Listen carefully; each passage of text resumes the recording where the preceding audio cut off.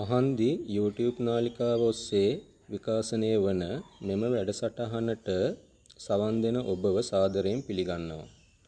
2025 මාර්තු 29 වෙනිදා සිදුවන සෙනසුරුගේ රාශි මාරු වීමත් සමග ඔබට එය බලපාන ආකාරය පිළිබඳව මේ ආකාරයෙන් දැනුවත් කිරීමට මම අදහස් කෙරුවේ මේ පිළිබඳව අපේම සහෘදයින් අනිසි බියක් ඇති කරගෙන මේ දවස්වල කටයුතු කරන ආකාරය මම දැක්ක නිසා.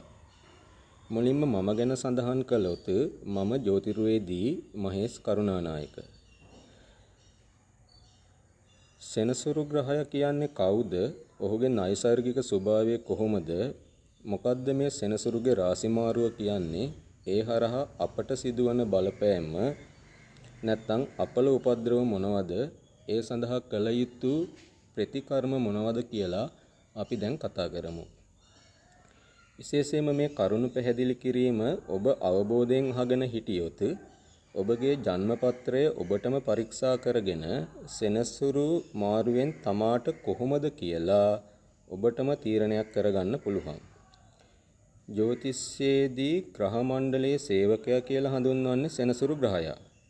මේ සෙනසුරු ග්‍රහයා රාශි වලල්ලේ වටයක් ගිහිල්ලා එන්න ආසන්න වශයෙන් අවුරුදු 30ක කාලයක් ගත කරනවා.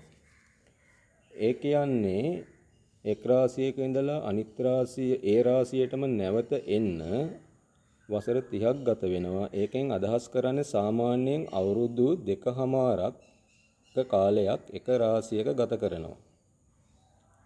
ඒකෙන්ම ඔබට තේරෙනවා අනිත් ග්‍රහයින් වගේ නෙමෙයි මේ සෙනසුරු සෑහෙන කාලයක් ගන්නවා.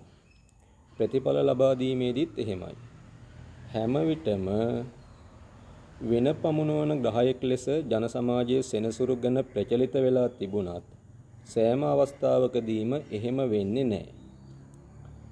අන්ත දුප්පත් යමක් කර කියා ගන්න බැරිව සිටින පුජ්‍යලයින්ගේ පින තියනවා නම් රාජාසනයේ රාජාසන මතට ඔසවාගෙන තබන්නත් රාජාසනයේ ඉන්න එක් අන්තිම බිම්මට්ටමට ඇදලා දමන්නත් මේ සෙනසුරු ග්‍රහයා පැකිලෙන්නේ නැහැ. මෑත කාලයේ ලංකාව තුල සිදුවෙච්ච සිදුවීම් පුජ්‍යල චරිතවලට වෙච්ච කෙරිච්ච දේවල් අධ්‍යයනය කරපුවාම ඒ බව ඔබටම වඩාත් හොඳින් පැහැදිලිව අවබෝධ කරගන්න පුළුවන්. ලෞකිකත්වයට වඩා ලෝකෝත්තර පැත්තට වැඩි නැඹුරුවක් සහිත සෙනසුරු දුක් විඳින ජනතාවට බොහෝම ලෙන්ගතුයි. ඒ වගේම සමාජ සාධාරණත්වයේ ඉහළින්ම අගයන චරිතයක්. කුසල් රැස් කරන්න බොහෝ කැමතියි. විසමාචාර, දූෂණ, අධර්මිෂ්ඨ පාපී ජීවිත ගෙවන අයට සෙනසුරුගෙන් නම් ගැලවීමක් නැහැ.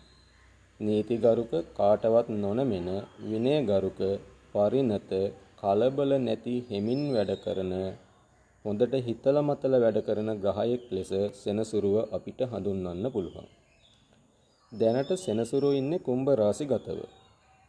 මකර කුම්භ කියන්නේ මේ රාශි දෙකම සෙනසුරුටම අයිති රාශි දෙකක්. ඒ කියන්නේ තමන්ගේ ගෙදර තමන්ම ඉන්නවා. ඉතින් 2025 මාර්තු 29 වෙනි සෙනසුරාදා ගුරුට අයත් මීන රාශියට මෙන්න මේ කියන සෙනසුරු සංක්‍රමණය වෙනවා. මේ සෙනසුරුගේ රාශි මාරුවත් සමග මෙච්චර කල් ග්‍රහ බලයෙන් හිටපු සනි යම්කිසි පාලනයකට යටත් වෙන්න සිදු වෙනවා. මොකද ග්‍රහලෝයේ ගුරුවරයා වෙච්ච ගුරුගේ රාශියකට තමයි සෙනසුරු දැන් මේ පිවිසෙන්නේ. ඉදිරි වසර 2කමාර ගත කරන්න සිද්ධ වෙලා තියෙන්නේ. ඉතින් මේ සෙනසුරු මාරුවත් සමග සමහර ලග්න හිමියන්ට සෙනසුරු ඒරාෂ්ටක අපල ආරම්භ වෙනවා. තවත් අයට සෙනසුරු ඒරාෂ්ටක අපල ගෙවිලා ඉවර වෙනවා. සෙනසුරුගෙන් ඇතිවන ඒරාෂ්ටක අපල 4ක් පිළිබඳව ජ්‍යොතිෂයේදී පෙන්වනවා. එකක් තමයි ලග්න ඒරාෂ්ටකය. උප්පත්ති කේන්දරයේ ලග්නයත් ඉන් දෙපස රාශි දෙකෙත් සනි ගමන් කරන කාල සීමාවේ මෙන්න මේ කියන ඒරාෂ්ටක අපල తත්වය ඇති වෙනවා. සුරුගෙන් ඇතිවන අනිත් ඒරාෂ්ටක අපලය තමයි ලග්න අෂ්ටම ඒරාෂ්ටක අපතය. උප්පත්ති කේන්දරයේ 8 වන රාශියේ සනි ගමන් කිරීම නිසා මෙන්න මේ කියන ඒරාෂ්ටක අපලය ඇති වෙනවා.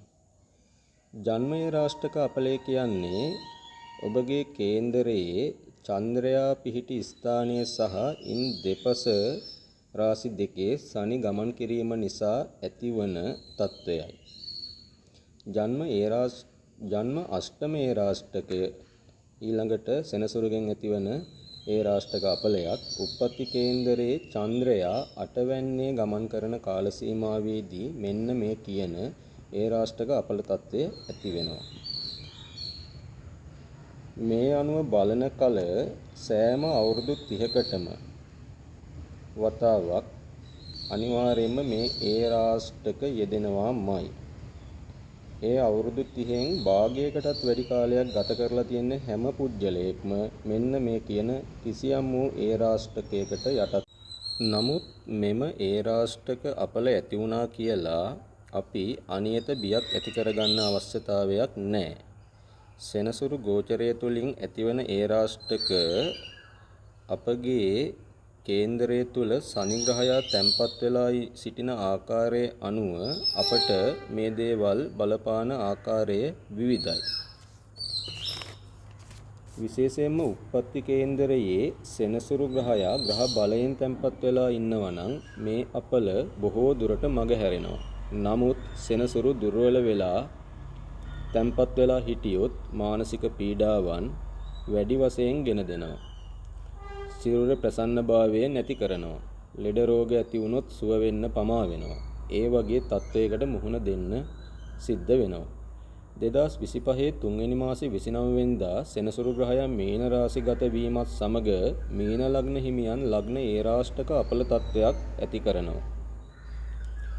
ලග්නයෙන් 8 වැන්නේ මීන රාශිය වෙලා ලග්න හිමියෝ ලග්න අෂ්ටම ඒරාෂ්ටකයක් ලබනවා. චන්ද්‍රයා පිහිටි රාශිය හෝ දෙපස පිහිටි රාශියේ මීන රාශිය මීන රාශියක් වෙලා නම් ජන්ම ඒරාෂ්ටක අපලය ලබනවා. ජන්ම ඒරාෂ්ටක අපල තත්ත්වයක් ඇති වෙනවා. උප්පත්ති කේන්දරයේ සිංහ රාශියේ චන්ද්‍රයා තැන්පත් වෙලා ඉන්න ලග්න හිමියන්ට චන්ද්‍ර අෂ්ටම ඒරාෂ්ටක අපලයට මුහුණ දෙන්න සිද්ධ වෙනවා.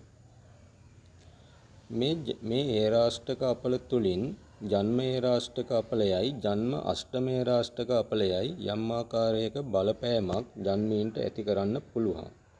නමුත් ඔබ උප්පත්ති කේන්දරයේ සෙනසුරුගේ පිහිටි ස්ථානයේ බල දුබලතා හා ඔබ ගෙවන දසාව අනුව එමගින් ඇතිවන අසුබ ඵලවල වෙනස් වීම සිද්ධ වෙනවා. කෙසේ වෙතත් ඔබගේ ජීවන ගමනේ දෙවැනි වරට නම් ඔබ මෙම ඒරාෂ්ටක අපල තත්වයකට මුහුණ දෙන්නේ. ඒ කියන්නේ ඔබ වයස අවුරුදු 30කට වඩා වැඩි අයෙක් නම් ඒ තරම්ම ගැටලුවක් ඇති වෙන්නේ නැහැ මේ ඒරාෂ්ටක අපල තත්වයන් නිසා. ඒකෙන් මම අදහස් කළේ ඊතරම්ම අමිහිරි අත්දැකීම් වලට මුහුණ දෙන්න සිද්ධ වෙන්නේ නැහැ කියන එක. යම් අයෙකුට මෙම අපල තත්වයක් ඇති වෙලා තියෙනවා නම් ආගමානුකූලව පිළිවෙත් වලට යොමු වෙලා ඔබගේ සියලු කරදර දුක් පීඩාවන් වලට යම්කිසි සහනයක් ලබා ගන්න පුළුවන්. ඒ නිසා එවැනි ඒරාෂ්ටක අපල තත්ත්ව ඇති වෙලා තියෙනවා නම් ඔබ ඒ පිළිබඳව අවධානය යොමු කරන්න. මම මේ දැනුවත් කිරීම පිළිබඳව මා විසින් කරන ලද මේ දැනුවත් කිරීම පිළිබඳව ඔබට යම්කිසි ගැටලුවක් තියෙනවා නම් මේකට කමෙන්ට් එකක් දාන්න. අනික මගේ channel එක සුදුසුයි කියලා හිතෙනවා නම් subscribe කරන්න. අවශ්‍ය කෙනෙක් ඉන්නවා නම් මට ඇමතුමක් දෙන්න.